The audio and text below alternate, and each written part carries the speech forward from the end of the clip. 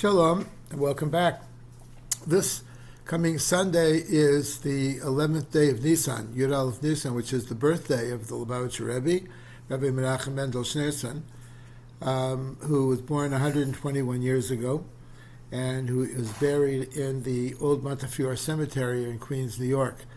The Rebbe, of course, was a giant of a man, even though physically he was quite short, but in terms of stature, he stood higher than anybody.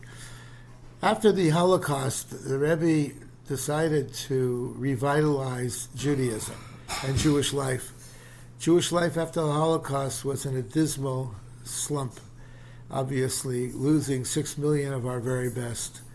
And it was decimated all over Europe, throughout the world. And the Rebbe took a very positive attitude. He said, we need to revitalize Jewish life by making Judaism fun and beautiful and happy. And therefore he dedicated himself to sending his emissaries all over the world and teaching people Torah in a happy way, in a joyous way, by making mitzvah campaigns, by putting a sukkah on a truck on the holiday of Sukkot and parading it around town so people can make the blessings on the lulav and the esrog and have something to eat in it, by making shofar factories before Rosh Hashanah to show people how shofars are done, and also to have matzah bakeries for children, to show them how matzah is baked. We know that there are different types of matzah. There is the machine-made matzah that's found in the store all year long, and then there is the round, specially baked hand shmura matzahs, which we eat on Pesach as well. The Rebbe made a campaign to encourage people to eat shmura matzah on Pesach. And why was that? Well, on one hand, shmura matzah is more carefully prepared. The wheat is cut and it is watched from the time of cutting and then is made into matzah by hand. And the other matzahs are the flour. From the time the flour is ground into flour, the wheat is ground into flour, it is watched from then.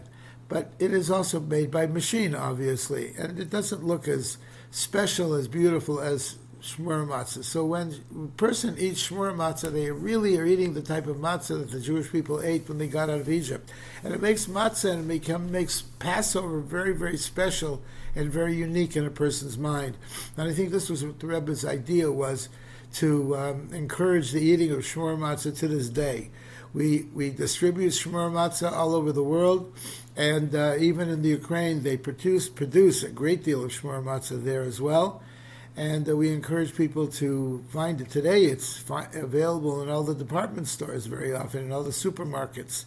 Even Costco has shmura matzah. In olden days, it was very rare to find it. People had to make it themselves or find a bakery that baked it.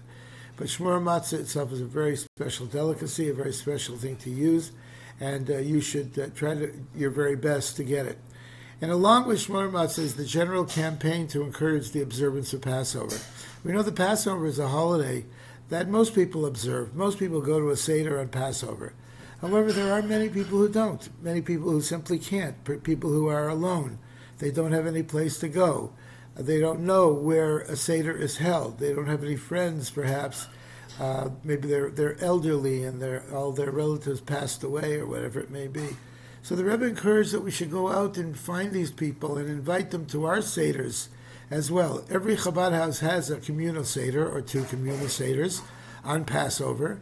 And the Rebbe encouraged that we fill all of the chairs at that Seder with people who ordinarily would not come to a Pesach Seder. And in this way, involve everyone in the observance of Passover. And I'd encourage you to do that as well. If you know of anyone who does not have a place to go, wherever I go, I ask people all the time, where are you going for Passover? Do you have a place to go for Passover? And it's surprising to find many, many people don't have a place to go for Passover.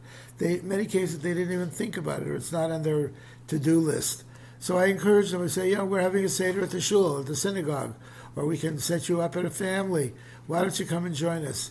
And many people are coming and joining us really because they had no place to go. I was talking to someone yesterday who lives in a far out part of San Diego, and I said to him, where are you going for Passover? He said, well, I didn't really think about it. I don't know. I said, come to us. He said, okay, I will. I'll come to you. So let's reach out. Let's distribute Shmor Matzah to as many people as we can. Let's invite people to our Seders and make this Passover a very, very special one. This coming Shabbos is Shabbos Haggadah, the Shabbos before Passover, where we read the Haggadah in preparation for the Seder. The Seders are starting this Wednesday evening at Chabad Center, University City. We're having a Seder on the first night of Pesach at 7:30 p.m. We're going to start at 7:30 p.m. If you would like to make a reservation, we would love to have you at chabaduc.org/Passover. If you can't afford it, don't worry about it. We're happy to have you as well. You can pay whatever you want. We're very, very happy to have you for our Seder. So I want to wish you all a very happy Pesach. It's customary to wish a person a kosher and happy Pesach. If it's kosher, it certainly will be happy. If you have any questions you'd like to ask, we'd be happy to answer them. Give us a call or email us at chabaduc.org, and we'll be happy to answer any questions of Passover that you may have. I want to wish you all a good Shabbos. Candle lighting in San Diego this Friday night is at 6:50 p.m. A good Shabbos and a kosher and happy Pesach.